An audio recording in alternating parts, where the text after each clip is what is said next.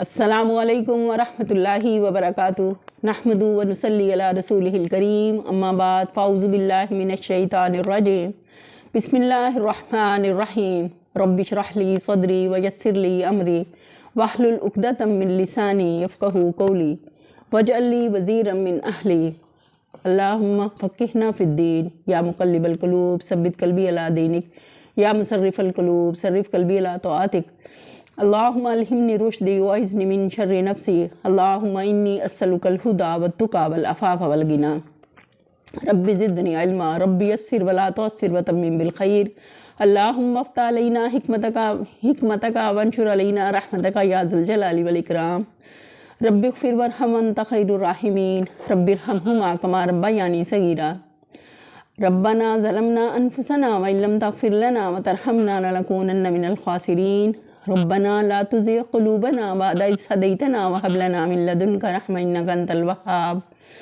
रब्बना आतिना मिन लदुनका रहमतन व हय्यि लना मिन अमरिना रशदा ला इलाहा इल्ला अंत सुब्हानका इन्नी कुन्तु मिनज़ ज़ालिमीन अल्लाहुम्मा अहसिन आक़िबतना फ़िल अमूरि कुल्लिहा व अजिरना मिन ख़िज़्यिद दुनिया व अज़ाबिल आख़िरह अल्लाहुम्मा बारिक लना फ़ी औक़ातिना आमीन सुम्मा आमीन या रब्बल आलमीन। हम पढ़े हैं 7वां पारा अल्हम्दुलिल्लाह सूरह अल-माइदा। आज हमारी इख्तिताम होगी इंशाल्लाह। तो हम पढ़ेंगे आयत नंबर 109 से। आऊज़ु बिल्लाहि मिनश शैतानिर रजीम। मैं पनाह मांगती हूँ अल्लाह की शैतान मरदूद से। बिस्मिल्लाहिर रहमानिर रहीम। शुरू अल्लाह के नाम से जो बड़ा मेहरबान नहायत रहम करने वाला है। यौमा यजमउल्लाहुर रुसुल फ़यक़ूलु माज़ा उजिब्तुम क़ालू ला इल्म लना इन्नका अंत अल्लामुल ग़ुयूब।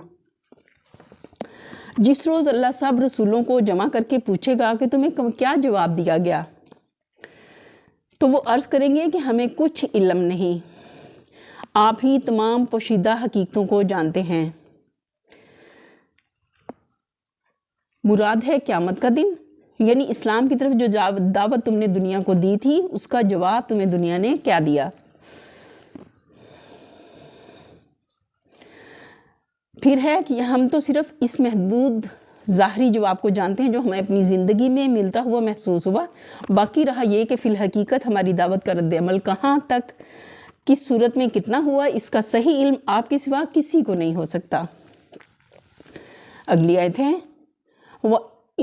इज़ क़ालल्लाहु या ईसा इब्न मरियम उज़्कुर निअमती अलैका व अला वालिदतिक इज़ अय्यदतुका बिरूहिल क़ुदुस तुकल्लिमुन नास फ़िल महदि व कहला व इज़ अल्लमतुका कल किताब वल हिकमत वत तौरात वल इंजील व इज़ तख़लुक़ु मिनत तीन कहैअति तैर बिइज़्नी फ़तंफ़ुख़ु फ़ीहा फ़तकूनु तैरन बिइज़्नी व तुब्रिहुल अकमह वल अब्रस बिइज़्नी व इज़ तुख़रिजुल मौता बिइज़्नी व इज़ कफ़फ़तु बनी इसराईल अन्का इज़ जिअतहुम बिल बय्यिनाति फ़क़ालल्लज़ीन कफ़रू मिनहुम इन हाज़ा इल्ला सिहरुम मुबीन। फिर तसव्वुर करो उसका जब अल्लाह फरमाएगा कि ए मरियम के बेटे ईसा, याद करो मेरी उस नेमत को जो मैंने तुझे और तेरी माँ को अता की थी। मैंने रूह पाक से तेरी मदद की, तू गहवारे में भी लोगों से बात करता था और बड़ी उम्र को पहुँचकर भी। मैंने तुझको किताब और हिकमत, तौरात और इंजील की तालीम दी। तू मेरे हुक्म से मिट्टी का पुतला परिंदे की शक्ल का बनाता और उसमें फूंकता था और वो मेरे हुक्म से परिंदा बन जाता था। तू मादरजान अंधे और कोढ़ी को मेरे हुक्म से अच्छा करता था। तू मुर्दों को मेरे हुक्म से निकालता था। फिर जब तू बनी इसराइल के पास सरी निशानियाँ लेकर पहुँचा और जो लोग इनसे मुनकरे हक थे उन्होंने कहा कि ये निशानियाँ जादूगरी के सिवा और कुछ नहीं, तो मैंने ही तुझे उनसे बचाया। तफसीर देखते हैं। इब्तदाई सवाल तमाम रसूलों से बहसीयत मजमूई होगा, फिर एक एक रसूल से अलग अलग शहादत ली जाएगी। जैसा कि कुरान मजीद में मुतअद्दिद मकामात पर तसरी इरशाद हुआ है। इस सिलसिले में हज़रत ईसा से जो सवाल किया जाएगा वो यहाँ बतौर ख़ास नकल किया जा रहा है, यानी हालत मौत से निकालकर ज़िंदगी की हालत में लाता था अल्लाह के हुक्म से। ईसा अलैहिस्सलाम जब मुर्दों को ज़िंदा करते थे तो वो ये नहीं कि दोबारा से उनकी नई ज़िंदगी शुरू हो जाती थी, बल्कि वो उठ के गवाही देते थे कि आप अल्लाह के रसूल हैं, तो उसके बाद उन पर मौत वाक़ई हो जाती थी। अगली आयत देखते हैं। وَإِذْ أَوْحَيْتُ إِلَى الْحَوَارِيِّينَ أَنْ آمِنُوا بِي وَبِرَسُولِي قَالُوا آمَنَّا وَاشْهَدْ بِأَنَّنَا مُسْلِمُونَ۔ اور جب میں نے حواریوں کو اشارہ کیا کہ مجھ پر اور میرے رسول پر ایمان لاؤ، تب انہوں نے کہا کہ ہم ایمان لے اور گواہ رہو کہ ہم مسلم ہیں۔ یعنی حواریوں کا تجھ پر ایمان لانا بھی ہمارے فضل اور توفیق کا نتیجہ تھا، ورنہ تجھ میں تو اتنی طاقت نہ تھی کہ اس جھٹلانے والی آبادی میں ایک ہی تصدیق کرنے والا اپنے بلبوتے پر پیدا کر لیتا۔ ضمناً یہاں بھی یہ بتا دیا کہ حواریوں کا اصل دین اسلام تھا، نہ کہ عیسائیت۔ اگلی آیت دیکھتے ہیں۔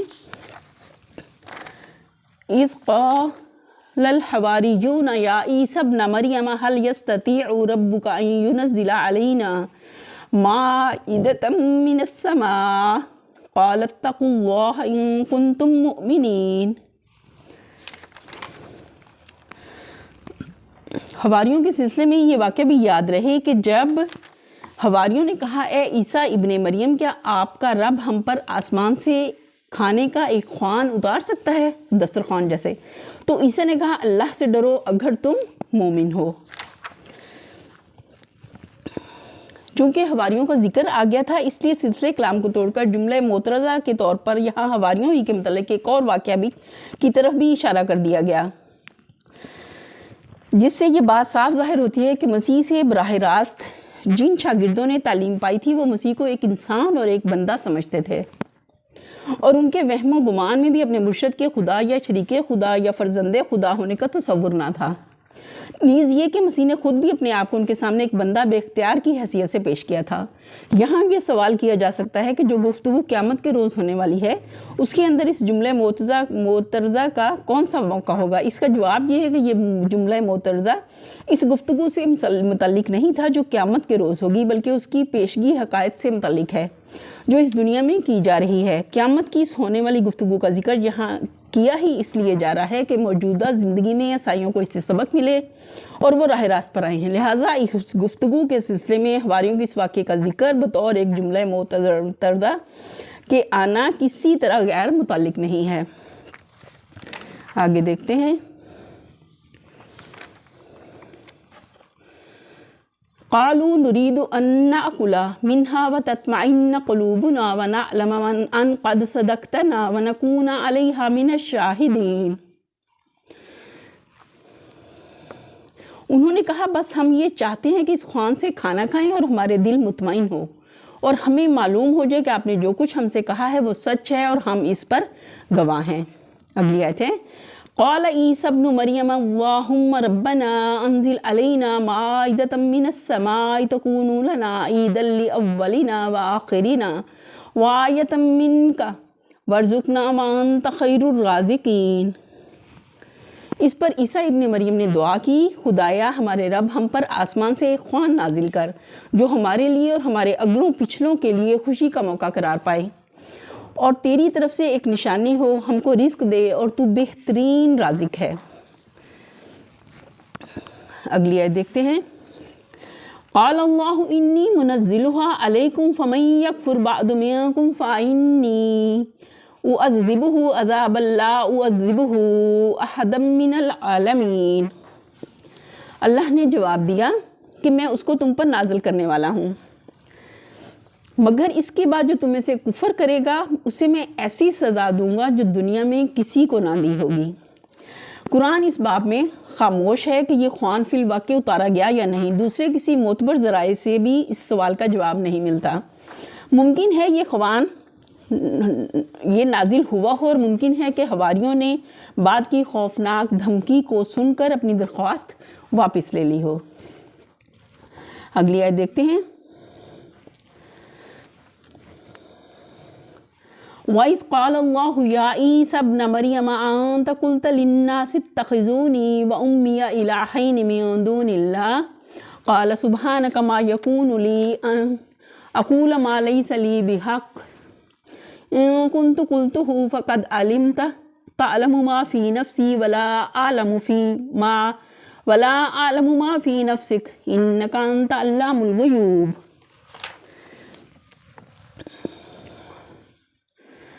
غرض جب یہ احسانات یاد دلا کر اللہ فرمائے گا کہ اے عیسیٰ ابن مریم، کیا تم نے لوگوں سے کہا تھا کہ خدا کے سوا مجھے اور میری ماں کو بھی خدا بنا لو؟ تو وہ جواب میں عرض کرے گا کہ سبحان اللہ، میرا یہ کام نہ تھا کہ وہ بات کہتا جس کا کہنے کا مجھے حق نہ تھا۔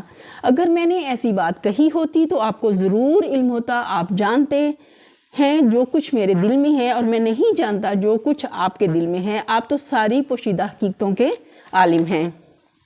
عیسائیوں نے اللہ کے ساتھ صرف مسیح اور روح القدس ہی کو خدا بنانے پر اتفاق نہیں کیا، بلکہ مسیح کی والدہ ماجدہ حضرت مریم کو بھی ایک مستقل معبود بنا ڈالا۔ حضرت مریم علیہ السلام کی الوہیت یا قدوسیت کے متعلق کوئی اشارہ تک بائبل میں موجود نہیں ہے۔ مسیح کے بعد ابتدائی 300 برس تک عیسائی دنیا اس تخیل سے بالکل ناآشنا تھی۔ 3 صدی عیسوی کے آخری دور میں اسکندریہ کے بعض علماء اور دینیات نے پہلی مرتبہ حضرت مریم کے لیے ام اللہ یا مادر خدا کے الفاظ استعمال کیے۔ اس کے بعد آہستہ آہستہ الوہیت، مریم کا عقیدہ اور مریم پرستی کا طریقہ عیسائیوں میں پھیلنا شروع ہوا، لیکن اول چرچ اسے باقاعدہ تسلیم کرنے کے لیے تیار نہ تھا، بلکہ مریم پرستوں کو فاسد العقیدہ قرار دیتا تھا۔ پھر جب نستوریس کے اس عقیدے پر کہ مسیح کی واحد ذات میں 2 مستقل جداگانہ شخصیتیں جمع تھیں، مسیحی دنیا میں بحث و جدال کا ایک طوفان اٹھ کھڑا ہوا، تو اس کا تصفیہ کرنے کے لیے 431 میں شہر افسوس میں ایک کونسل منعقد ہوئی، اور اس کونسل میں پہلی مرتبہ کلیسا کی سرکاری زبان میں حضرت مریم کے لیے مادر خدا کا لقب استعمال کیا گیا۔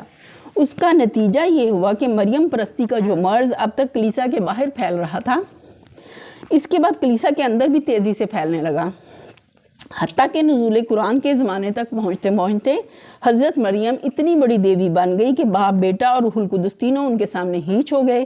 ان کے مجسمے جگہ جگہ کلیساؤں میں رکھے ہوئے تھے، ان کے آگے عبادت کی جاتی تھی، انہی سے دعائیں مانگی جاتی تھیں، وہی فریاد رس، حاجت روا، مشکل کشا تھیں، اور ایک مسیحی بندے کے لیے سب سے بڑا ذریعہ اعتماد اگر کوئی تھا تو وہ یہ تھا کہ مادر خدا کی حمایت و سرپرستی اسے حاصل ہو۔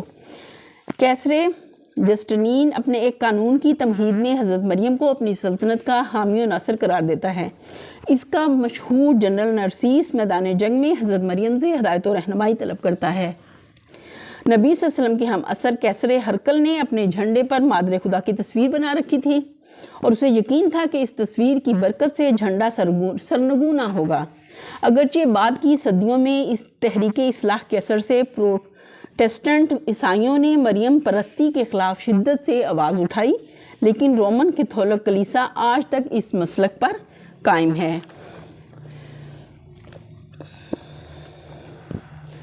اگلی آیت دیکھتے ہیں۔ وَإِذْ قَالَ اللَّهُ يَا عِيسَى ابْنَ مَرْيَمَ أَأَنْتَ قُلْتَ لِلنَّاسِ اتَّخِذُونِي۔ ابھی یہ وہ آیت تھا جس کی ابھی ہم نے تفسیر دیکھی۔ اگلی آیت 117 ہے۔ مَا قُلْتُ لَهُمْ إِلَّا مَا أَمَرْتَنِي بِهِ أَنِ اعْبُدُوا اللَّهَ رَبِّي وَرَبَّكُمْ وَكُنْتُ عَلَيْهِمْ شَهِيدًا مَا دُمْتُ فِيهِمْ فَلَمَّا تَوَفَّيْتَنِي كُنْتَ أَنْتَ الرَّقِيبَ عَلَيْهِمْ وَأَنْتَ عَلَى كُلِّ شَيْءٍ شَهِيدٌ۔ میں نے اس سے اس کے سوا کچھ نہیں کہا جس کا آپ نے حکم دیا تھا کہ اللہ کی بندگی کرو جو میرا بھی رب ہے تمہارا بھی رب۔ میں اسی وقت تک ان کا نگران تھا جب تک کہ میں ان کے درمیان تھا۔ جب آپ نے مجھے واپس بلا لیا تو آپ ان پر نگران تھے، اور آپ تو ساری ہی چیزوں پر نگران ہیں۔ اگلی آیت ہے۔ إِن تُعَذِّبْهُمْ فَإِنَّهُمْ عِبَادُكَ وَإِن تَغْفِرْ لَهُمْ فَإِنَّكَ أَنْتَ الْعَزِيزُ الْحَكِيمُ۔ اب اگر آپ انہیں سزا دیں تو وہ آپ کے بندے ہیں، اور اگر معاف کر دیں تو آپ غالب اور دانا ہیں۔ قال اللہ ھذا یوم ینفع الصادقین صدقہم لہم جنات تجری من تحتها الانہار خالدین فیہا ابدا رضی اللہ عنہم ورضوا عنہ ذالک الفوز العظیم۔ تب اللہ فرمائے گا، یہ وہ دن ہے جس میں سچوں کو ان کی سچائی نفع دیتی ہے، ان کے لیے ایسے باغ ہیں جس کے نیچے نہریں بہہ رہی ہیں، یہاں وہ ہمیشہ رہیں گے۔ اللہ ان سے راضی ہوا، اور وہ اللہ سے یہی بڑی کامیابی ہے۔ جو آخرت میں کامیاب ہو گیا اصل میں وہی کامیاب ہے۔ اگلی آیت ہے۔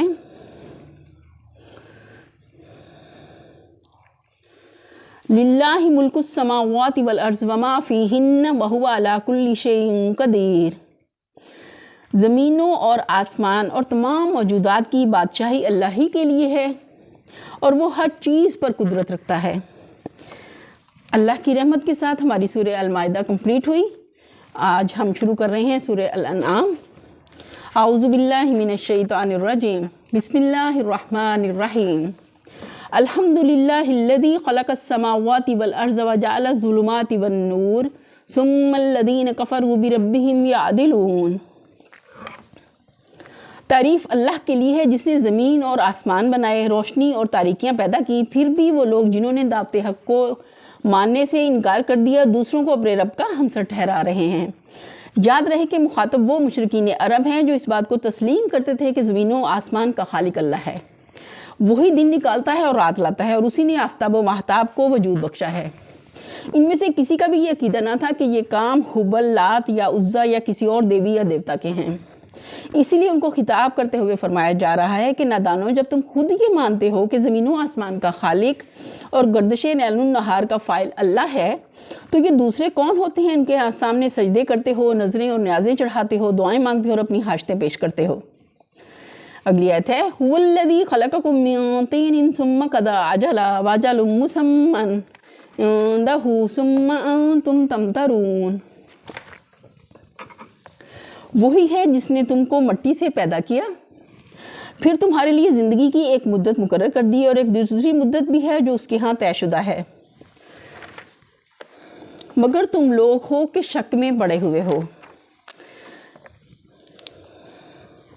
انسانی جسم کے تمام اجزاء زمین سے حاصل ہوتے ہیں، کوئی ایک ذرہ بھی اس میں غیر عرضی نہیں ہے، اس لیے فرمایا کہ تم کو مٹی سے پیدا کیا گیا ہے، یعنی قیامت کی گھڑی جبکہ تمام اگلے پچھلے انسان اثر نو زندہ کیے جائیں گے اور حساب دینے کے لیے اپنے رب کے سامنے حاضر ہوں گے۔ اگلی آیت ہے وَهُوَ اللَّهُ فِي السَّمَاوَاتِ وَفِي الْأَرْضِ يَعْلَمُ سِرَّكُمْ وَجَهْرَكُمْ وَيَعْلَمُ مَا تَكْسِبُونَ۔ وہی ایک خدا آسمانوں میں بھی ہے اور زمین میں بھی تمہارے کھلے اور چھپے سب حال جانتا ہے، اور جو برائی یا بھلائی تم کماتے ہو اس سے خوب واقف ہے۔ وَمَا تَأْتِيهِم مِّنْ آيَةٍ مِّنْ آيَاتِ رَبِّهِمْ إِلَّا كَانُوا عَنْهَا مُعْرِضِينَ۔ لوگوں کا حال یہ ہے کہ ان کے رب کی نشانیوں میں سے کوئی نشانی ایسی نہیں ہے جو ان کے سامنے آئی ہو اور انہوں نے اس سے منہ نہ موڑ لیا ہو۔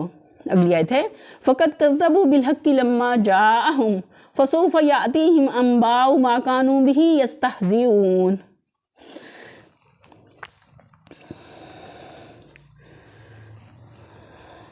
چنانچہ اب جو حق ان کے پاس آیا تو اسے بھی انہوں نے جھٹلا دیا۔ اچھا، جس چیز کا وہ اب تک مذاق اڑاتے رہے ہیں ان قریب اس کے متعلق کچھ خبریں انہیں پہنچیں گی۔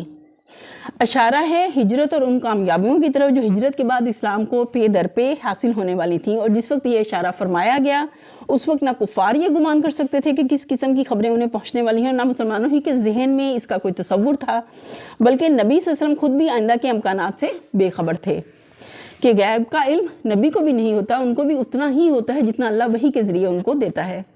اگلی آیت ہے الم یرو کم اہلکنا من قبلہم من قرن مکناہم فی الارض ما لم نمکن لہم وارسلنا السماء علیہم مدرارا وجعلنا الانہار تجری من تحتہم فاہلکناہم بذنوبہم وانشأنا من بعدہم قرنا آخرین۔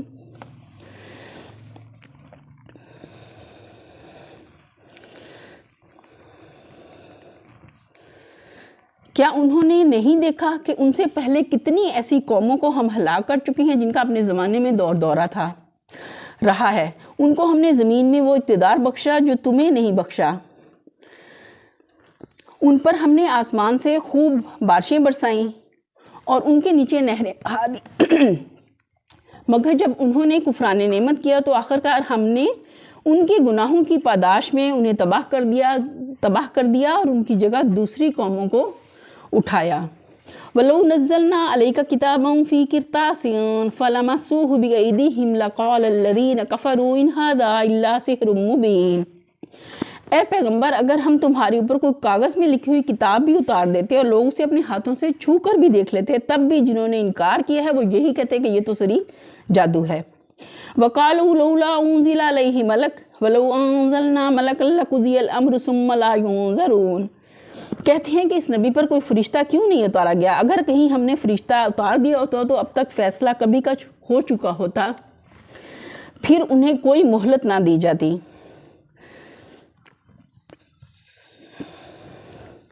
یعنی جب یہ شخص اللہ کی طرف سے پیغمبر بنا کر بھیجا گیا ہے تو آسمان سے ایک فرشتہ اترنا چاہیے تھا جو لوگوں سے کہتا کہ یہ خدا کا پیغمبر ہے، اس کی بات مانو ورنہ تمہیں سزا دی جائے گی۔ جاہل معترضین کو اس بات پر تعجب تھا کہ خالق ارض و سما کسی کو پیغمبر مقرر کرے پھر اسے اس طرح بے یار و مددگار پتھر کھانے اور گالیاں سننے کے لیے چھوڑ دے۔ اتنے بڑے بادشاہ کا سفیر اگر کسی بڑے سٹاف کے ساتھ نہ آیا تھا تو کم از کم ایک فرشتہ ہی اس کی اردلی میں رہنا چاہیے تھا تاکہ وہ اس کی حفاظت کرتا اور اس کا روب بٹھاتا، اس کی ماموریت کا یقین دلاتا اور فوق الفطری طریقے سے اس کے کام انجام دیتا۔ یہ ان کے اعتراض کا پہلا جواب ہے۔ اس کا مطلب یہ ہے کہ ایمان لانے اور اپنے طرز عمل کی اصلاح کر لینے کے لیے جو مہلت تمہیں ملی ہوئی ہے یہ اسی وقت ہے جب تک کہ حقیقت پردہ غیب میں پوشیدہ ہے، ورنہ جہاں غیب کا پردہ چاک ہوا پھر مہلت کا کوئی موقع باقی نہ رہے گا۔ اس کے بعد تو صرف حساب ہی لینا باقی ہے۔ اس لیے دنیا کی زندگی تمہارے لیے ایک امتحان کا زمانہ ہے، اور امتحان اس امر کا ہے کہ تم حقیقت کو دیکھے بغیر عقل و فکر کے صحیح استعمال سے اس کا ادراک کرتے ہو یا نہیں، اور ادراک کرنے کے بعد اپنے نفس اور اس کی خواہشات کو قابو میں لا کر اپنے عمل کو حقیقت کے مطابق درست کر رکھتے ہو یا نہیں۔ اس امتحان کے لیے غیب میں رہنا شرط لازم ہے، اور تمہاری دینوی زندگی جو دراصل مہلت امتحان ہے اسی وقت تک قائم رہ سکتی ہے جب تک غیب غائب ہے، اور جہاں غیب شہادت میں تبدیل ہوا یہ مہلت لازماً ختم ہو جائے گی اور امتحان کے بجائے نتیجہ امتحان نکلنے کا وقت پہنچے گا۔ لہٰذا تمہارے مطالبے کے جواب میں یہ ممکن نہیں ہے کہ تمہارے سامنے فرشتے کو اس کی شکل اصلی صورت میں نمایاں کر دیا جائے، کیونکہ اللہ تعالیٰ بھی تمہارے امتحان کی مدت ختم نہیں کرنا چاہتا۔ اگلی آیت ہے وَلَوْ جَعَلْنَاهُ مَلَكًا لَجَعَلْنَاهُ رَجُلًا وَلَلَبَسْنَا عَلَيْهِمْ مَا يَلْبِسُونَ۔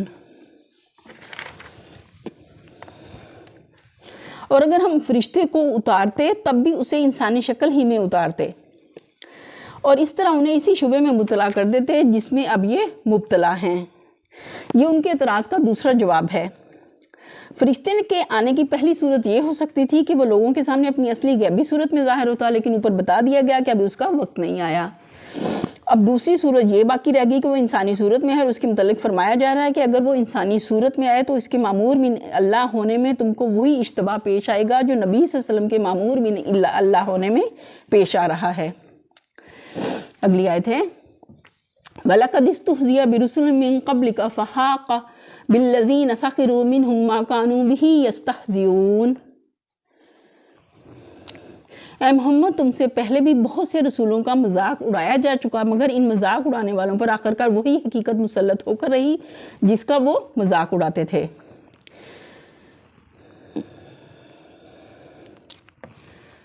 یہیں پر ہم اپنے لیسن کا اختتام کرتے ہیں اور اللہ سے دعا کرتے ہیں جو ہم نے پڑھا اور سمجھا ہمیں اس پر عمل کرنے کی توفیق عطا فرما، اور ہمیں گناہوں سے بچنے کی توفیق عطا فرما، ہمیں صراط مستقیم پر جما دے۔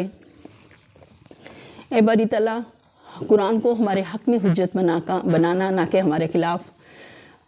سبحان ربک رب العزت عما یصفون وسلام علی المرسلین والحمد للہ رب العالمین۔ آمین ثم آمین یا رب العالمین۔ السلام علیکم ورحمۃ اللہ وبرکاتہ۔